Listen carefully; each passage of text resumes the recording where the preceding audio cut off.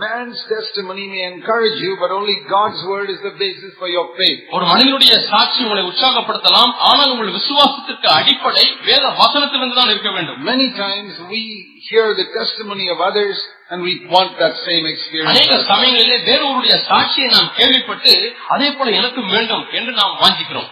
No, that's not. I mean, I hear people testifying they saw angels, and I have no interest in seeing an angel. சிலர் நான் தூதனை பார்த்தேன் என்று சாட்சி சொல்லி இருக்கிறார்கள். எனக்கு தூதனை பார்ப்பதற்கெல்லாம் எனக்கு அவ்வளவு விருப்பம் இல்லை. I'll tell you honestly. நான் நேர்மையாக சொல்லுகிறேன். If you were to ask me a choice, எனக்கு எது உங்களுக்கு வேண்டும் என்று நீங்கள் கேட்டால், do you want to see Jesus or do you want to become like Jesus? நீங்கள் இயேசுவை பார்ப்பதிலே உங்களுக்கு விருப்பமா அல்லது இயேசுவை போல மாறுவதிலே உங்களுக்கு விருப்பமா என்ற இரண்டு தேர்வுகள் எனக்கு முன்பாக இருக்குமானால், my answer is clear. எனக்கு இருக்கக்கூடிய பதில் மிகவும் தெளிவாக இருக்கிறது. I don't want to see Jesus, I want to become like him. நான் இயேசுவை பார்க்க விரும்பவில்லை, இயேசுவை போல மாற விரும்புகிறேன். Because one day I'll see him in any case when he comes. எப்படி இருந்தாலும் ஒரு நாள் இயேசு வரும்போது அவர் பார்க்கத்தான் போகிறேன், அது நிச்சயம். But before he comes, if I don't become like him, ஆனால் அவர் வருவதற்கு முன்பதாக நான் இயேசுவை போல மாறாவிட்டால், even if I see Jesus in a vision 100 times, நான் 100 முறை இயேசுவை தரிசனத்திலே கண்டிருந்தாலும், and I can testify in a meeting, I saw Jesus in a vision. நான் தரிசனத்திலே இயேசுவை பார்த்தேன் என்று சாட்சி சொல்லலாம். Or I saw angels. அல்லது நான் தூதர்களை கண்டேன் என்று சாட்சி சொல்லலாம். I still lose my temper. ஆனாலும் கோபப்படுகிறேன். And I still have dirty thoughts. இன்னும் அசுத்தமான சிந்தை எனக்கு வருகிறது. And I love money. பணத்தை நான் நேசிக்கிறேன். It is useless. Even 1000 visions of Jesus are useless. இப்படி ஆயிரக்கணக்கான தரிசனங்கள் இயேசுவை தரிசனத்தை பார்த்திருந்தாலும் அது பிரயோஜனமே இல்லை. Let me ask you.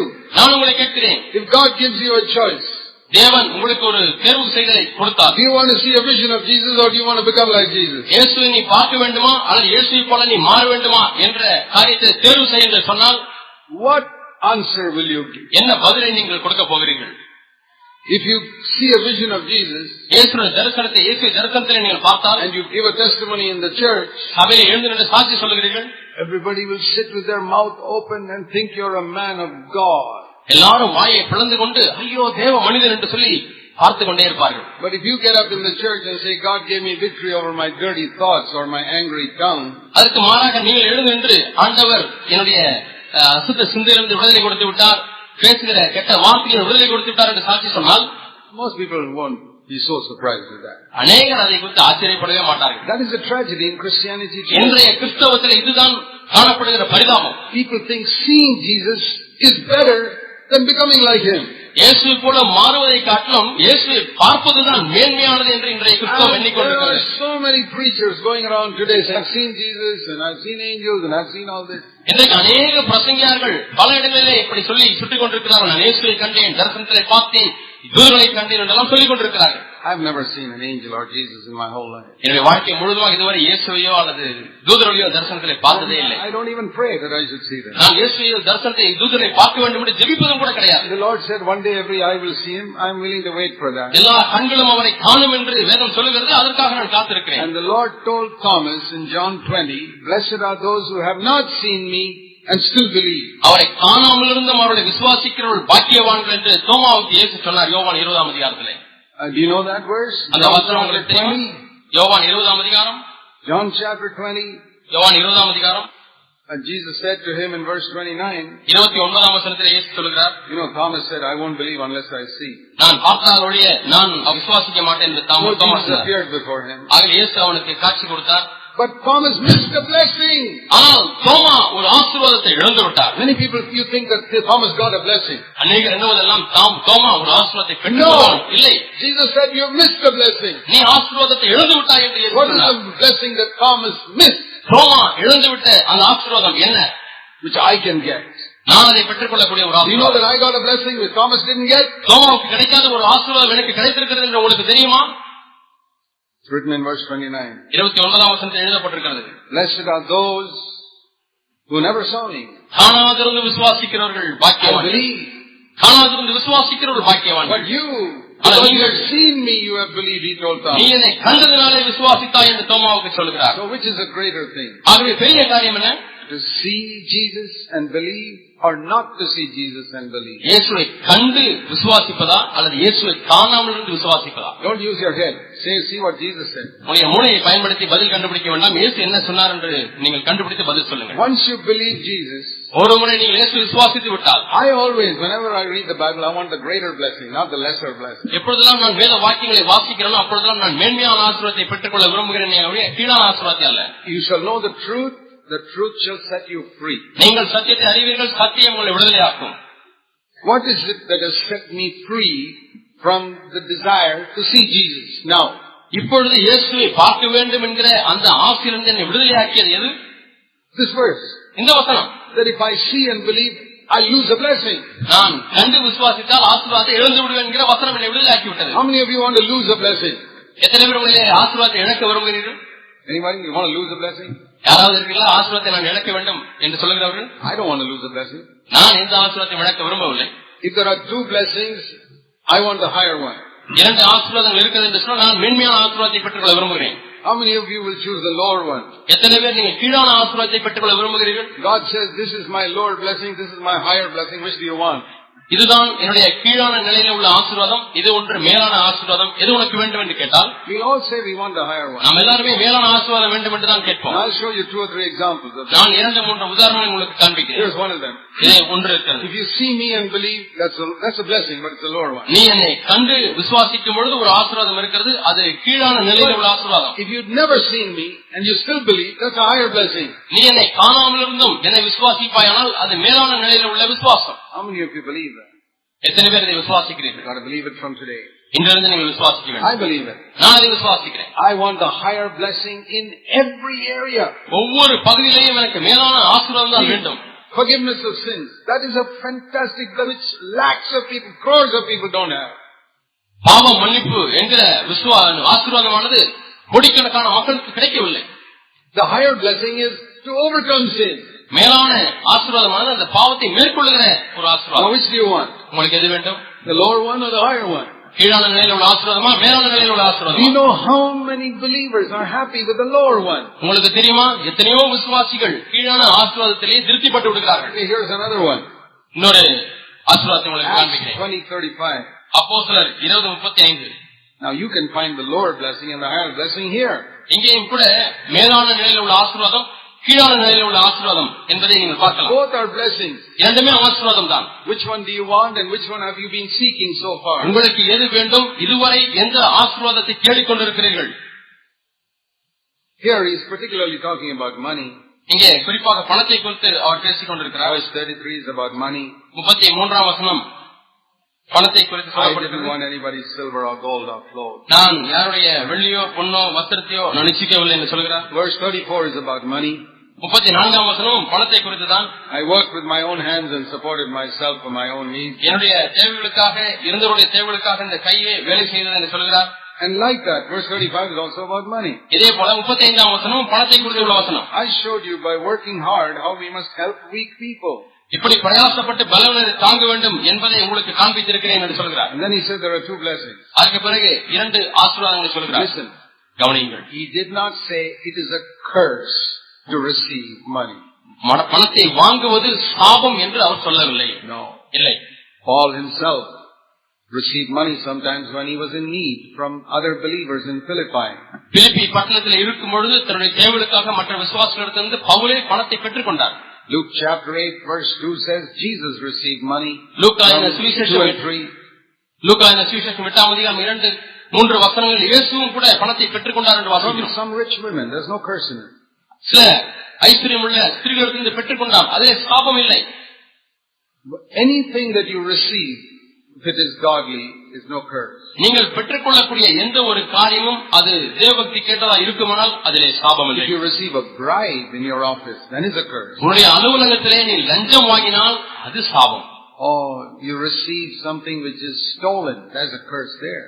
திருடப்பட்ட ஒரு காரியத்தை பெற்றுக்கொள்வாயானால் அதிலேயும் ஒரு சாபம் இருக்கிறது. But if you are poor and somebody gives you a gift and you receive it, there is no curse there. நீ ஏழையா இருக்கிறாய், யாரோ உனக்கு ஒரு வெகுமதியை தருகிறார்கள் அல்லது பணத்தை கொடுக்கிறார்கள், அதிலே ஒரு சாபம் இல்லை பெற்றுக்கொள்வதில்லை. Just make sure the one who gives you the gift is richer than you, not poorer than you. ஆனால் ஒன்றை நீங்கள் நிச்சயப்படுத்திக் கொள்ள வேண்டும், உங்களுக்கு அப்படி பணத்தை கொடுக்கிறவர்கள் உங்களை காட்டிலும் ஏழையா இருக்கக்கூடாது, உங்களை காட்டிலும் ஐஸ்வர்யனா இருக்க வேண்டும். That's the trouble with so many Christian preachers in the world today. They receive money from people who are poorer than them. இன்றைக்கு கிறிஸ்தவ வட்டாரத்தில் காணப்படுகிற அநேக பிரசங்கருடைய பரிதாபமான நிலை இதுதான். அவர்கள் தங்களை காட்டிலும் ஏழையான மக்களிடத்திலிருந்து பணத்தை பெற்றுக் கொள்கிறார்கள்.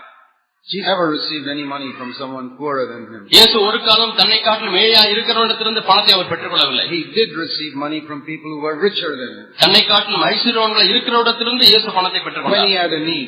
அவருக்கு தேவை இருக்கும் பொழுது. So there's nothing wrong in that. அதிலே தவறு ஒன்றும் இல்லை. Notice what it says here. ஆனால் இங்கே சொல்லப்பட்டதை கவனியுங்கள். There is a blessing in receiving. வாங்குவதிலே ஒரு ஆசீர்வாதம் உண்டு. What is the greater blessing? மேலான ஆசீர்வாதம் என்ன? What does it say there? என்ன சொல்லப்பட்டிருக்கிறது? Giving. கொடுப்பது. Now, look back over your life till today. இன்று வரை உங்களுடைய வாழ்க்கையின் கடந்த காலத்தை திரும்பி பாருங்கள். Which blessing have you been seeking? நீங்கள் எவ்வித ஆசீர்வாதத்தை இதுவரை தேடி இருக்கிறீர்கள்? Why are you so poor spiritually? ஏன் நீங்கள் ஆவிக்குரிய ரீதியிலே இவ்வளவு தரித்திரராய் இருக்கிறீர்கள்? Maybe because you are seeking the lower blessing all the time. இவ்வளவு நாட்களாக நீங்கள் கீழ்நிலை ஆசீர்வாதத்தையே தேடிக்கொண்டிருப்பீர்களோ? Many of you have been believers for many years. உங்களிலே அநேக ஆண்டுகளாக விசுவாசிகளாக இருக்கிறீர்களே. Isn't it time now to seek the higher blessing? மேலான நிலையிலுள்ள ஆசீர்வாதத்தை தேடுவதற்கு இது காலம் அல்லவா? Not only money. பணம் மட்டுமல்ல. See, many of us when we go to a church meeting, நம்மில் அநேக சபை கூட்டங்களுக்கு போகும்பொழுது we always think of receiving. நாம் எப்பொழுதுமே பெற்றுக்கொள்வதையே நாம் எண்ணிக்கொண்டிருக்கிறோம். There's a blessing in it. அதிலேயும் ஒரு ஆசீர்வாதம் உண்டு. Right now you are receiving God's word. இப்பொழுது நீங்கள் தேவனுடைய வார்த்தையை பெற்றுக்கொண்டிருக்கிறீர்கள். Isn't there a blessing in it? அதிலே ஒரு ஆசீர்வாதம் இல்லையா? Of course you are blessed when you come for a conference and receive God's word. இதுபோல கான்ஃபரன்ஸ்க்கு வந்து தேவனுடைய வார்த்தையை பெற்றுக்கொள்ளும் பொழுது அதிலே ஒரு ஆசீர்வாதம் இருக்கிறது. What is the higher blessing? மேல்நிலை ஆசீர்வாதம் என்ன? When you give God's word to somebody else. நீங்கள் தேவனுடைய வார்த்தையை வேறு ஒருவருக்கு கொடுக்கும் பொழுது அதிலே மேலான ஆசீர்வாதம் தரப்படுகிறது. But you say the elders never allow me to preach in the church. ஐயோ, என்னுடைய சபையிலே மூப்பர்கள் என்னை வார்த்தை பிரசங்கிப்பதற்கு அனுமதி கொடுப்பதில்லை என்று சொல்கிறீர்களா? Is it only when you preach in the church that you can give God's word to others? சபையிலே பிரசங்கிப்பது மட்டும்தான் தேவனுடைய வார்த்தையை மற்றவர்களுக்கு கொடுக்க முடியுமா? Do you know that Jesus, after the first time he preached in a synagogue, they would never allow him to preach in the synagogue in Israel again? தேவனுடைய ஆலயத்திலே இயேசு முதல் முறை பிரசங்கித்தார். அதற்கு பிறகு அங்கே உள்ள யூத மத தலைவர்கள் அவரை பிரசங்கிப்பதற்கு அனுமதிக்கவில்லை என்று உங்களுக்கு தெரியுமா? Most of Jesus' preaching was not in synagogue. இயேசு பிரசங்கித்த அநேக பிரசங்கங்கள் தேவாலயத்திலே பிரசங்கிக்கப்பட்டவை அல்ல. He was just sitting with people in a house or somewhere and sharing God's word. ஒரு வீட்டிலே உட்கார்ந்து கொண்டிருக்கும் பொழுது அல்லது வழியில எங்கேயாவது போய் கொண்டிருக்கும் பொழுது பகிர்ந்து கொண்ட வார்த்தை தான். You get plenty of opportunities like that. இதுபோல உங்களுக்கு எவ்வளவோ அபரிமிதமான தருணங்கள் கிடைத்துக் கொண்டிருக்கிறது. How many of you share God's word with your wife at home? உங்களில் எத்தனை பேர் உங்களுடைய மனைவியின் இடத்திலே தேவனுடைய வார்த்தையை பகிர்ந்து கொள்கிறீர்கள்? You are so eager to stand in the pulpit and preach. மேடையில் நின்று பிரசங்கிக்க வேண்டும் என்பதற்கு எவ்வளவோ வாஞ்சை இருக்கிறது. What about sharing God's word to encourage your wife? மனைவியை உற்சாகப்படுத்துவதற்கு வார்த்தையை பகிர்ந்து கொள்கிறீர்களா இல்லையா? Or your husband? அல்லது கணவனிடத்திலே வார்த்தையை பகிர்ந்து கொள்கிறீர்களா? Children at home? அல்லது வீட்டிலே உள்ள பிள்ளைகளிடத்திலே வார்த்தையை பகிர்ந்து கொள்கிறீர்களா? வசனத்தை சொல்கிறீர்களா? We got to give God's word to them. ஆம், இந்த பகுதிகளிலே நாம் தேவனுடைய வார்த்தையை அவர்களுக்கு கொடுக்க வேண்டும். If you want your children to grow spiritual, you better give them God's word. உங்கள் பிள்ளைகள் ஆவிக்குரிய ரீதியில் வளர வேண்டுமானால் உங்கள் பிள்ளைகளுக்கு தேவனுடைய வார்த்தையை கொடுக்க வேண்டும். You have to do that. நாம் அதை செய்ய வேண்டும். You sisters, சகோதரிகளே, don't you meet other sisters when you go to their home or they come to your home? உங்கள் வீட்டுக்கு மற்ற சகோதரர்கள் வரும்பொழுதோ அல்லது நீங்கள் மற்ற சகோதரின் வீட்டுக்கு போகும்பொழுதோ நீங்கள் வார்த்தையை கொடுக்கிறீர்களா? Why don't you take 2 minutes to just share something God spoke to you? தேவன் உங்களிடத்தில் பேசின காரியத்தை பகிர்ந்து கொள்வதற்கு ஏன் 2 நிமிடங்கள் எடுத்துக்கொண்டு பகிர்ந்து கொள்ளக்கூடாது? That is the higher blessing. அதுதான் மேல்நிலையில உள்ள மேலான ஆசீர்வாதம். More blessed to give than to receive. வாங்குவதை பார்க்கலும் கொடுப்பதே ஆசீர்வாதம். You know, many of you have come for so many conferences and you say, why am I not growing spiritually? உங்களில் அநேக conference கூட்டங்களுக்கு வருகிறீர்கள், ஆனாலும் ஏன் நான் இன்னும் ஆவிக்குரிய வாழ்க்கையில் வளரவில்லை என்று கேட்கிறீர்கள். I'll give you the answer. நான் உங்களுக்கு பதில் சொல்கிறேன். Because you're always seeking the lower blessing. நீங்கள் எப்பொழுதுமே கீழ்நிலையிலே உள்ள ஆசீர்வாதத்தையே தேடிக்கொண்டிருக்கிறீர்கள். Now today onwards, I want to encourage all of you to seek the higher blessing also in addition to the lower blessing. இன்றிலிருந்து நீங்கள் எல்லாரும் கீழே உள்ள ஆசீர்வாதத்தை காட்டிலும் மேலான ஆசீர்வாதத்தை, கீழே உள்ளதோடு கூட மேலானதையும் தேட வேண்டும், நாட வேண்டும் என்று பற்றி சொல்கிறேன். Days you're going to receive, that is the lower blessing. இப்பொழுது 3 நாட்களும் நீங்கள் வாங்கிக் கொண்டே இருக்க போகிறீர்கள், பெற்றுக்கொள்ள போகிறீர்கள், அது கீழ்நிலை ஆசீர்வாதம். And then you're going to go home. வீட்டுக்கு செல்ல போகிறீர்கள். You got plenty of opportunities to seek the higher blessing of giving that word to others. இந்த வார்த்தையை மற்றவர்களுக்கு கொடுக்கக்கூடிய மேலான ஒரு ஆசீர்வாதம் அங்கே உங்களுக்கு காணப்படுகிறது. Sometimes one sentence to encourage another person can be a tremendous blessing to that person. ஒரே ஒரு வாக்கியம் நீங்கள் வேறு ஒரு இடத்திலே பகிர்ந்து கொள்ளும் பொழுது அது அவ்வளவு ஆவிக்குரிய ஆசீர்வாதமாய் அவருக்கு மாறுகிறது. So that is another example of the higher blessing. ஆகவே மேல்நிலை ஆசீர்வாதத்துக்கு இது இன்னொரு உதாரணம். Let me give you another example. இன்னொரு உதாரணத்தை உங்களுக்கு சொல்லுகிறேன். Of the lower and the higher. கீழ்நிலை ஆசீர்வாதம், மேல்நிலை ஆசீர்வாதம். See Matthew chapter 5. மத்தேயு 5ஆம் அதிகாரம். Jesus said there are two types of commandments in God's word. தேவனுடைய வார்த்தையில இரண்டு விதமான கட்டளைகள் காணப்படுகிறது. In Matthew 5 verse 19. மத்தேயு 5ஆம் அதிகாரம் 19ஆம் வசனம். There are least commandments and more important commandments. சிறிய கற்பனைகளும் உண்டு, பெரிய கற்பனைகளும் உண்டு. So Jesus himself said there are some commandments which are not so important, some commandments are more important. சில கற்பனைகள் அவ்வளவு முக்கியமானதல்ல, சில கற்பனைகள் மிக முக்கியமானது என்று இயேசுவே சொல்லியிருக்கிறார். For example, உதாரணமாக, don't commit adultery. விபசாரம் செய்யாதிருப்பாயாக. That's a very serious commandment. மிகவும் ஒரு கருத்துள்ள சிறிய ஒரு கற்பனை. Sisters must cover their heads when they pray or prophesy. சகோதரிகள் ஜெபிக்கும் பொழுது, தீர்க்கதரிசனம் சொல்லும் பொழுது முக்காடிட வேண்டும். That is also a commandment, but not as important as don't commit adultery. அதுவும் ஒரு கற்பனை தான், ஆனால் விபசாரம் செய்யாதிருப்பாயாக என்ற கற்பனை போல இது அவ்வளவு பெரிய கற்பனை அல்ல. Or men should not cover their heads when they pray or prophesy. அல்லது சகோதரர்கள் ஆண்கள் ஜெபிக்கும் பொழுது தலையை முக்காடிட்டுக் கொள்ளக்கூடாது. That is also a commandment, but not as important as don't commit adultery. அதுவும் ஒரு கற்பனை தான், ஆனால் விபசாரம் செய்யாதிருப்பாயாக என்பது இது பெரிய கற்பனை அல்ல. So that's an example. இது ஒரு உதாரணம். In God's word, தேவனுடைய there வார்த்தையில் are small commandments and big commandments. பெரிய கற்பனைகளும் உண்டு, சிறு கற்பனைகளும் உண்டு. Now, if you keep the big commandments only, நீங்கள் பெரிய கற்பனைகளை மட்டும் கைக்கொள்வீர்களானால் you get a blessing. உங்களுக்கு ஒரு ஆசீர்வாதம் உண்டு. It's a lower blessing. அது கீழ்நிலையிலே உள்ள ஆசீர்வாதம். If you keep the big commandments and the small commandments, then you get the higher blessing. நீங்கள் பெரிய கற்பனைகளையும் கைக்கொண்டு அதோடு கூட சிறு கற்பனைகளையும் கைக்கொள்ளும் பொழுது உங்களுக்கு மேல்நிலை ஆசீர்வாதம் கிடைக்கிறது. Read that verse. வசனத்தை வாசியுங்கள்.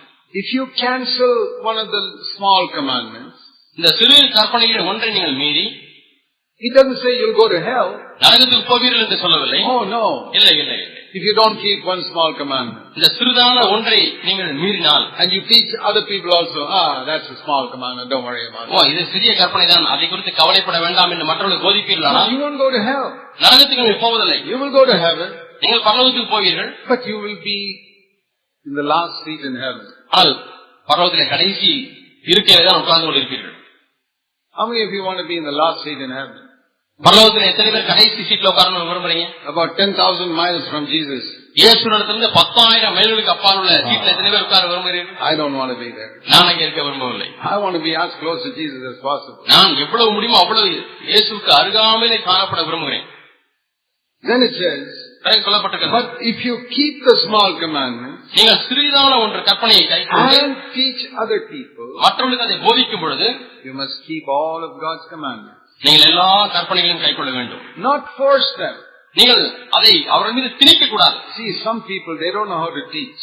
சிலருக்கு எப்படி போதிக்க வேண்டும் என்று தெரிவதில்லை. They catch people by the neck and say, come on, do it. கழுத்தை பிடித்து இப்படித்தான் செய்ய வேண்டும் என்று சொல்லி நிர்பந்திக்கிறார்கள். Suppose you used to go to a classroom in a school. ஒரு பள்ளிக்கு சென்று வகுப்பறைக்கு செல்கிறீர்கள். And you see the teacher going and catching the necks of all the 20-30 students. Come on, do this. அங்க இருக்கக்கூடிய 20-30 பிள்ளைகளுடைய கழுத்தை பிடிச்சு எழுதுறியா இல்லையா என்று சொல்லிக்கொண்டே இருந்தால், what do you think? You think he's a good teacher or a bad teacher? அவர் நல்ல டீச்சரா அல்லது கெட்ட டீச்சரா? I think he's a useless teacher. என்னுடைய அபிப்பிராயத்தின்படி அவர்கள் பிரயோஜனமற்ற ஒரு teacher. God himself does not force anybody. தேவனை யாரையும் நிர்பந்திப்பதில்லை. He doesn't force people even to go to heaven. பரலோகத்துக்கு போ என்று கூட யாரையும் நிர்பந்திப்பதில்லை. He said, if you want to go to hell, go to hell. நரகத்துக்கு போக வேண்டுமா போ. If you want to go to heaven, come free. I'm not going to force you. பரலோகத்துக்கு வர வேண்டுமா வா, விடுதலையாக வா, நான் உன்னை கட்டாயப்படுத்த போவதில்லை. But I have met some elders who force people to do something. ஆனால் நான் சில மூப்பர்களை சந்தித்திருக்கிறேன். அவர்கள் ஏதோ ஒரு காரியத்தை செய்யும்படி ஜனங்களை கட்டாயப்படுத்துகிறார்கள், வலுக்கட்டாயப்படுத்துகிறார்கள். Many ways to force them. பல விதங்களிலே கட்டாயப்படுத்தலாம். You know, like, if you obey me, I'll be your friend. If you don't obey me, I won't look at you. என்னை கீழ்ப்படிந்தா நான் உனக்கு நண்பனா இருப்பேன், நீ கீழ்ப்படியா உன்னை பார்க்க கூட மாட்டேன் என்று சொல்லலாம். That is one way of forcing that poor man. அந்த பாவம் மனிதனை கட்டாயப்படுத்துவதற்கு இது ஒரு வழி. No, God is not like that. தேவன் அப்படிப்பட்டவர் அல்ல. He makes the sun to rise on the good and the evil. நல்லோர் மேலும் பொல்லோர் மேலும் சூரியனை உதிக்க பண்ணுகிறவர். The sun is like God smiling. அந்த சூரியன் பார்த்தால் அது தேவன் புன்முறுவல் பூக்கிறது போல இருக்கும். With earthly things. பூமிக்குரிய காரியங்கள், not spiritual things. ஆவிக்குரிய காரியங்கள் அல்ல. God blesses with earthly things all people. எல்லா ஜனங்களையும் பூமிக்குரிய ஆசீர்வாதத்தினாலே தேவன் ஆசீர்வதிக்கிறார். So we must never force anyone. ஆகவே நாம் யாரையும் கட்டாயப்படுத்த கூடாது. But we have to teach them. நாம் அவர்களை கற்றுக் கொடுக்க வேண்டும். If we do the small commandments and the big commandments, இந்த சிறு கற்பனைகளையும் பெரிய கற்பனைகளையும் நீங்கள் கைக்கொண்டால், then we get the higher blessing. நமக்கு மேல் நிலை ஆசீர்வாதம், மேலான ஆசீர்வாதம் கிடைக்கிறது. Let's pray. நாம் ஜெபிப்போம். Let's bow our heads before God. நாம் எல்லாரும் தேவனுக்கு முன்பாக நம்ம தலைகளை வணங்குவோம். And think for a moment about all that you heard this morning. இந்த காலை வேளையிலே நீங்கள் கேட்ட எல்லா காரியங்களையும் சற்று எண்ணி பாருங்கள். And will you say, Lord, ஆண்டவரே, you open my eyes today. இன்றைக்கு ஆண்டவரே, நீர் என்னுடைய கண்களை திறந்திருக்கிறீர். There are many areas where I have always sought the lower blessing. ஆண்டவரே, என்னுடைய வாழ்க்கையிலே பல பகுதிகளில் எப்பொழுதுமே கீழான ஆசீர்வாதத்தையே தேடியிருக்கிறேன். That is why I am not a bold, strong Christian. ஆகவே தான் நான் தைரியமுள்ள ஒரு கிறிஸ்தவனாய் இல்லை ஆண்டவரே.